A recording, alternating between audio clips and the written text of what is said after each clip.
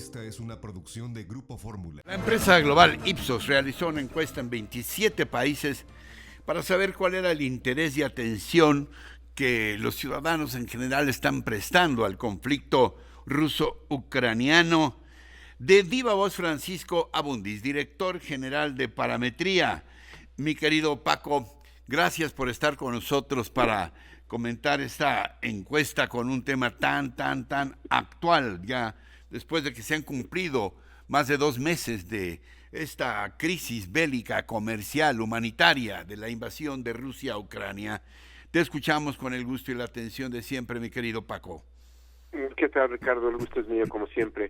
Mira, pues como te podrás imaginar, es un tema de preocupación mundial y como verás por la información que te voy a presentar, no obstante que es un estudio que se hizo por paneles de Internet, es decir, un grupo de gente que ya participa de manera consistente en las investigaciones de Ipsos, que es esta empresa de origen francés.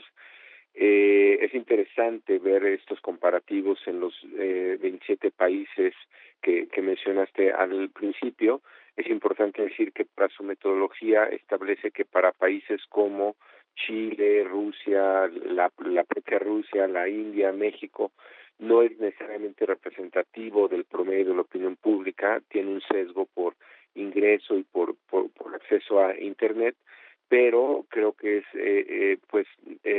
a nivel mundial sería difícil hacer un estudio de esta naturaleza si no es con esta metodología. Primero te muestro los niveles de atención que se ha prestado a este conflicto.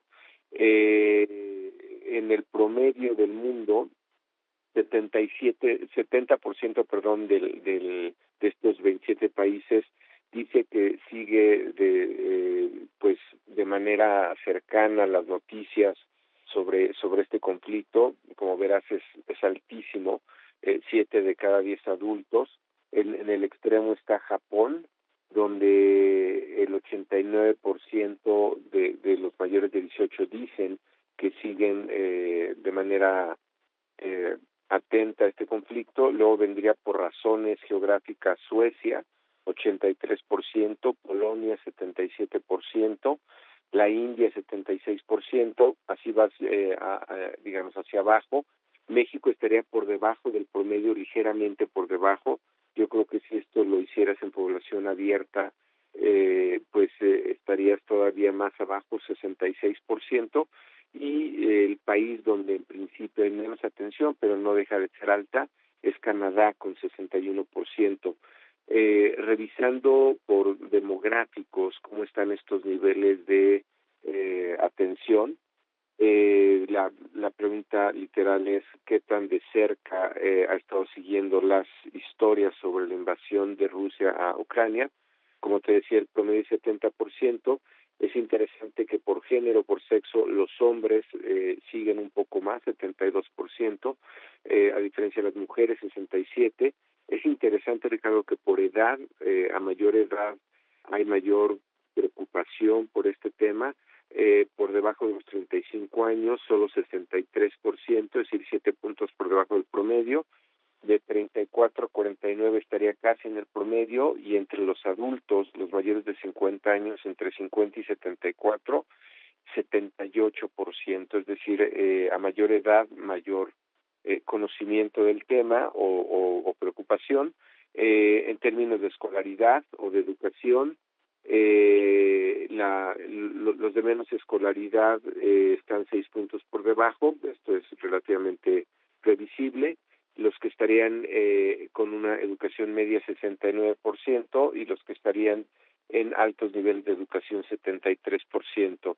Hay otra segmentación ahí interesante entre dueños de empresas y tomadores de decisiones. Ambos están por arriba del promedio, 75 y 76%. ¿Cuál es la actitud que quisiera esta población entrevistada, de sus países, y qué tanto cree que afecta a diferentes instancias como el mundo, tu país, tu trabajo, negocio, tú personalmente o tu familia? En la medida que nos alejamos del mundo o de las grandes entidades y bajamos más a la familia, se ve que el nivel de afectación es menor. Aquí, como es una traducción de este estudio, dejamos las categorías. La pregunta sería, ¿qué nivel de riesgo cree que representa la guerra en Ucrania para cada uno de los siguientes ámbitos? Como te mencioné, el mundo, tu país, tu trabajo, etcétera. Mucho sería una forma de traducir a great deal. A fair amount sería algo en nuestras categorías, o es una traducción similar, no mucho o nada. Pues los niveles de afectación al mundo, sumando las dos primeras categorías, era 82%, tu país 61%, tu trabajo o negocio 37%, tú personalmente 36% y tu familia 34%. Es decir, no, si bien hay mucha preocupación, no se considera que necesariamente los niveles de afectación sean sustanciales ya a nivel familiar. Y finalmente, cómo debería ser la actitud de los países, de los distintos países en esta guerra. La idea de que mi país debería acoger refugiados ucranianos del conflicto, pues la mayor parte de la gente está muy de acuerdo o algo de acuerdo, 28% muy de acuerdo o 46% algo de acuerdo, suma más de 70 puntos. Mi país debe evitar involucrarse militarmente en este conflicto, eso suma 72%. Mi país debe defender la soberanía o apoyar la soberanía de los países que están siendo atacados, eso suma 70% exactamente. No hacer nada en Ucrania alentará a Rusia a emprender más acciones militares en otros lugares de Europa y Asia. Está apenas por debajo del 70%, que te lo comparo con este número porque es los niveles de atención que hay. La acción militar en Ucrania alentará los ataques a otros países, 67% así lo ve. Las sanciones económicas impuestas a Rusia por muchos países son una táctica efectiva.